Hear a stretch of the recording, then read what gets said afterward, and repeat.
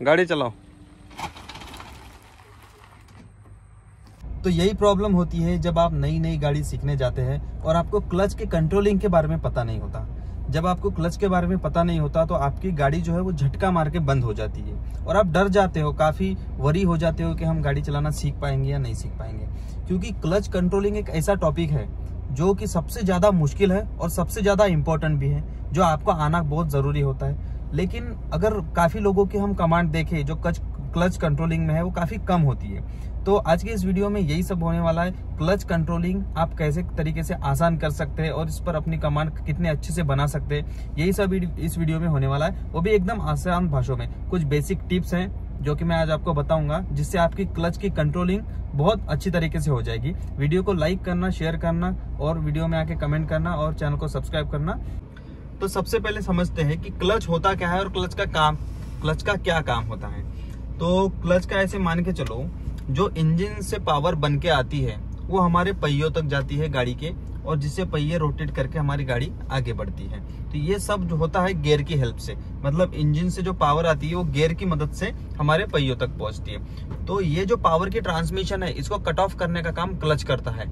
जैसे कि एक आसान भाषा में बताऊं आपको, तो जो इंजन से पावर गियर के थ्रू चक्के में जा रही है, टायर में जा रही है, व्हील में, अगर हम क्लच दबा दें तो इनका डिसकनेक्शन हो जाता है, डिसएंगेजमेंट हो जाता है, जिससे इंजन की पावर इंजन में ही रहती, वो व्हील्स तक नहीं पहुंच पाती। जिससे हम कितना भी गाड़ी को रेस दे तो हमारी गाड़ी ना आगे बढ़ेगी ना पीछे बढ़ेगी, एक न्यूट्रल पोजीशन में आ जाती है। ये होता है क्लच का काम। तो दूसरा पॉइंट ये है कि क्लच को कंट्रोल कैसे करना चाहिए, क्योंकि हमने अभी तक सीखा है, जितना भी हमने वीडियोस देख के सीखा है कि क्लच को दबाओ, गियर डालो और गाड़ी को आगे बढ़ाओ क्लच छोड़ के। तो क्या ऐसे क्लच कंट्रोल किया जाता है? ऐसे बिल्कुल भी नहीं किया जाता, क्योंकि अगर हम ऐसे ही क्लच दबा के छोड़ देंगे तो हमारी गाड़ी झटका मार के बंद हो जाएगी, जैसे मैंने शुरुआत में दिखाया था। तो क्लच कंट्रोलिंग ही सबसे बड़ी मेन ये है स्किल जो सबको आनी चाहिए, जिससे आपकी ड्राइविंग एकदम बढ़िया से बढ़िया हो सके। तो ये जो क्लच है ना, ये ऐसे जब हम पूरा दबाते हैं और उसके बाद हम गियर शिफ्ट करते हैं, उसके बाद जब हमको गाड़ी सामने बढ़ानी होती है तो हम ऐसे एकदम से झटका मार के नहीं छोड़ सकते। उसके लिए हमको ऐसे एकदम जेंटली, धीरे धीरे, बड़े प्यार से ऐसे छोड़ना पड़ता है। और यहाँ तक भी आपको छोड़ना पड़ेगा कि जहाँ से आपकी गाड़ी वाइब्रेट होना चालू करे। मान के चलो आपका जो क्लच है, हर गाड़ी में नई गाड़ी में ये क्लच थोड़ा स्मूथ हो सकता है और कुछ पुरानी गाड़ियों में ये क्लच हार्ड हो सकता है। तो सब गाड़ी के क्लच की जो ये है स्टिफनेस वो अलग अलग हो सकती है। तो अभी जैसे ये क्लच मैंने पूरा दबा के रखा है, यहाँ से मैं धीरे धीरे धीरे छोड़ूंगा।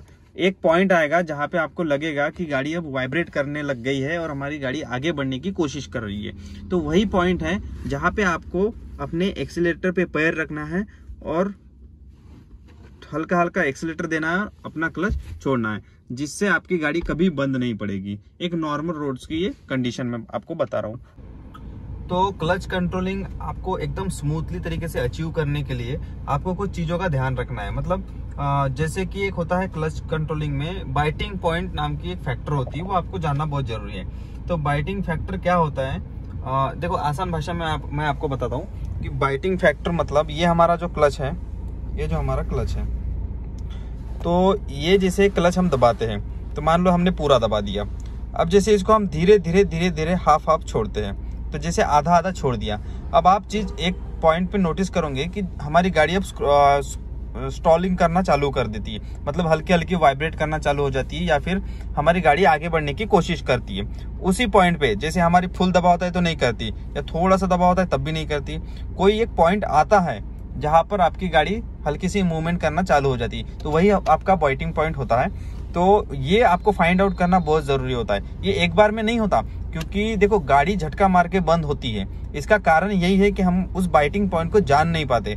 हम क्या करते हैं, क्लच दबा दिया, रब से छोड़ देते, गाड़ी झटका मार देती है। या फिर उस बाइटिंग पॉइंट को अचीव करने से पहले ही हम धीरे धीरे लाते हैं, बाइटिंग पॉइंट अचीव होने का ही रहता है, फिर झटके से छोड़ देते, फिर बंद हो जाती है। तो यही जो हमारी प्रैक्टिस नहीं हुई, प्रैक्टिस प्रॉपर ना होने की वजह से गाड़ी ऐसा करती है। इसके लिए हमको क्या करना है, एक बहुत बढ़िया प्रैक्टिस बताता हूँ मैं आपको।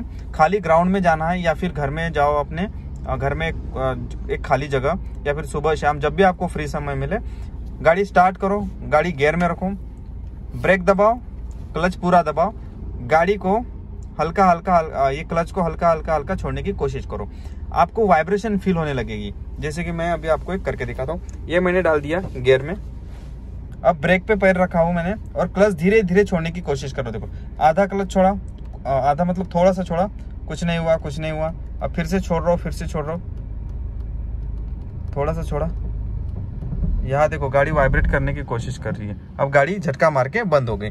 तो यही जो जिस मोमेंट पे गाड़ी ने झटका मारा वही है बाइटिंग पॉइंट। यहाँ पे ये जो पॉइंट होता है, यहाँ पे गाड़ी हमारी आगे फॉरवर्ड या फिर मूव होने की कोशिश करती है, जिसके वजह से मैंने ब्रेक दबाया है तो गाड़ी आगे नहीं बढ़ पाई और गाड़ी झटका मार के बंद हो गई। तो ये प्रैक्टिस आपको रोज करना है। जरूरी नहीं कि आप ब्रेक दबाओ, बिना ब्रेक दबाए भी आप कर सकते हो, आपकी गाड़ी आगे मूव करेगी। तो ये धीरे धीरे करना, एकदम फास्ट करोगे तो गाड़ी आपकी झटका मार के बंद भी हो सकती है और काफी स्पीड में आगे भी बढ़ सकती है। तो ये जो बाइटिंग पॉइंट है गाड़ी का, ये जानना आपका बहुत जरूरी है। जैसे जैसे आप अपनी गाड़ी पे प्रैक्टिस करोगे तो आपकी बहुत अच्छे से कमांड होने लगेगी और इस बाइटिंग पॉइंट के बारे में आप जानना बहुत अच्छे से जान जाओगे। आपने कभी नोटिस किया होगा, मान के चलो आप पुराने भी ड्राइवर होंगे तो आपने नोटिस किया होगा कि आप अपनी गाड़ी चला रहे हो तो आपको बहुत अच्छे से जमती है और दूसरे की गाड़ी चलाने जब जाते हैं तो हमें थोड़ी सी अटपटी सी लगती है या फिर जमती नहीं। हम सोचते कि थोड़ी सी तो अजीब सी फील हो रही है।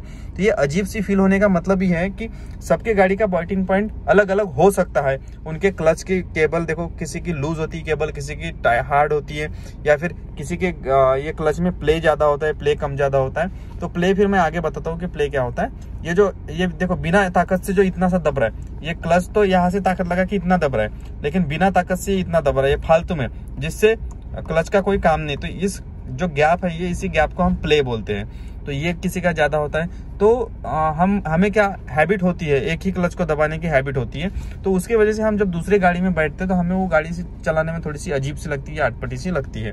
लेकिन जैसे जैसे उसमें भी प्रैक्टिस होने लगती है फिर हमें एकदम स्मूथली लगने लगता है सब कुछ। तो ये है, हो गया बाइटिंग पॉइंट को समझना। दूसरी बात है हमारे जो क्लच की कंट्रोलिंग। देखो हमेशा क्या करते हैं, हम इसी क्लच के ऊपर पैर रख के गाड़ी चलाते हैं। तो ऐसा नहीं करना है, क्योंकि अगर आप गाड़ी के क्लच पे पैर रख के चलाओगे हमेशा, तो हो सकता है कि आपकी गाड़ी आपका जो पैर है वो क्लच पे दबता चला जाए और आपकी गाड़ी हाफ क्लच में चलने लगे, जिससे आपकी गाड़ी की क्लच प्लेट खराब हो सकती है और आपके जेब पे मोटा खर्चा आ सकता है। तो हाफ क्लच में बिल्कुल गाड़ी नहीं चलाना है। जो तीसरी सबसे इम्पोर्टेंट बात है वो है कि जब हम नए गाड़ी चलाना सीखते हैं तो हम क्या है, डर के मारे बोलो या फिर हमारी आदत सी ऐसे बन जाती है कि हम गियर में जब क्लच दबा के गियर डाल दिए तो हम ना ऐसे पैर क्लच पे ही रख के गाड़ी चलाने लग जाते हैं। हमारा पैर ऐसे क्लच पे ही होता है, भले ही दबा के नहीं रखते लेकिन ऐसे क्लच पे ही होता है। तो इसका सबसे बड़ा डिसएडवांटेज ये है कि अगर आप ऐसे पैर रखोगे तो सबसे पहले आपके पैर में दर्द होना चालू हो जाएगा। दूसरी इंपॉर्टेंट बात है कि धीरे धीरे जो है ना आपका क्लच ऐसा हल्का सा दब जाएगा और आपकी गाड़ी हाफ क्लच में चलने लग जाएगी, जिससे आपकी क्लच प्लेट भी खराब हो सकती है। और तीसरी बात, ये आपकी गाड़ी का जो क्लच का जो प्ले है वो बढ़ जाता है, वो गैप बढ़ जाता है, ठीक। और अगर आपके गाड़ी के क्लच का प्ले बढ़ गया या गैप बढ़ गया तो फिर जो आपका क्लच ये पूरा जो ऑपरेट करना चाहिए वो पूरा ऑपरेट नहीं कर पाता, ठीक से वर्क नहीं कर पाता। और ऐसा फील होगा कभी कभी कि मान के चलो आधा ही आपका क्लच दब गया और जब आप गियर शिफ्ट करने जाओगे तो कर कर की आवाज गियर करने लगेगा, ठीक है। तो ये वाली जो आदत है आपको क्लच के ऊपर पैर रखकर गाड़ी चलाने की, वो आपको सुधारने की बहुत जरूरत है। अगर जो पुराने ड्राइवर्स हैं वो अगर रखते तो आपको आदत सुधारने में टाइम लग सकता है, लेकिन आप नए ड्राइवर हो और अभी अभी गाड़ी चलाना सीख रहे हो तो आपके लिए आसानी जाएगी। आप कोशिश करिए कि अपना जो पैर है वो क्लच पे ना रख के या बाजू में रखें।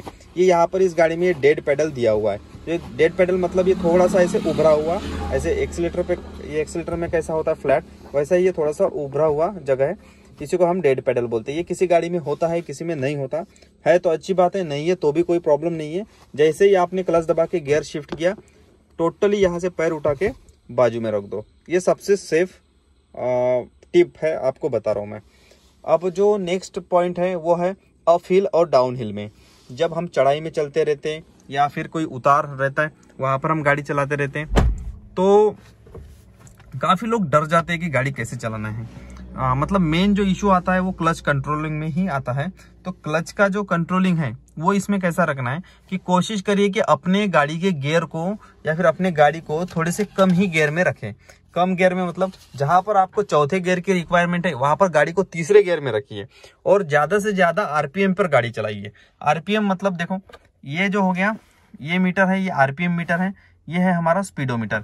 इस वाले मीटर में हमारी गाड़ी की स्पीड दिखाती है और इस वाले मीटर में हमारे पिस्टन मतलब इंजन की जो रिवॉल्यूशन पर मिनट हो रही है, आरपीएम रिवॉल्यूशन पर मिनट या फिर रोटेशन पर मिनट, वो दिखाती है।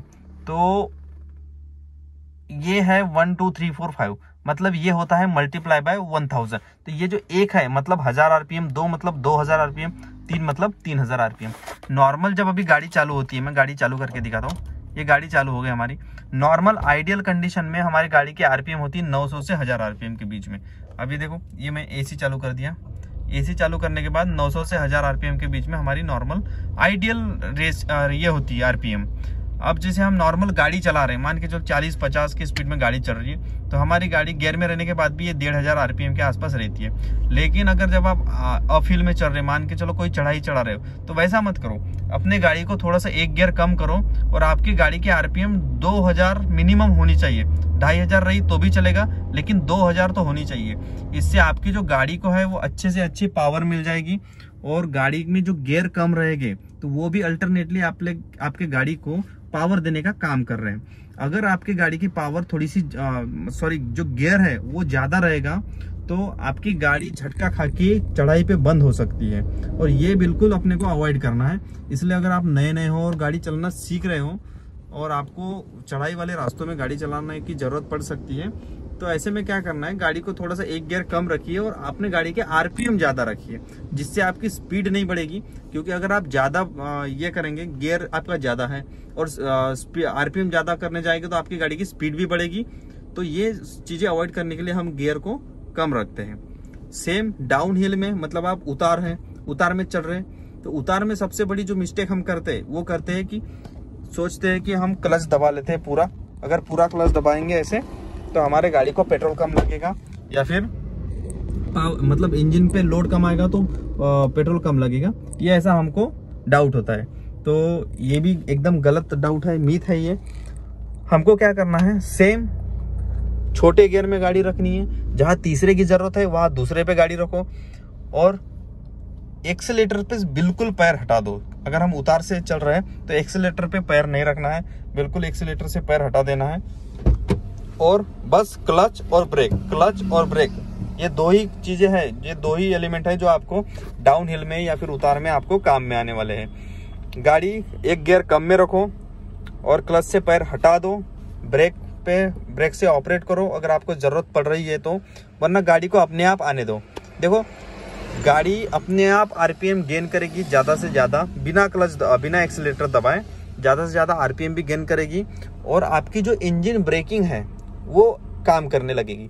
और जब गाड़ी इंजन ब्रेकिंग में होती है तो जो फ्यूल इंजेक्टर्स है वो अपने आप डीएक्टिवेट हो जाते हैं, आपके गाड़ी में फ्यूल जाता नहीं, तो आपको टेंशन लेने की जरूरत नहीं। वैसे टाइम पर आपकी गाड़ी ज्यादा से ज्यादा माइलेज देती है क्योंकि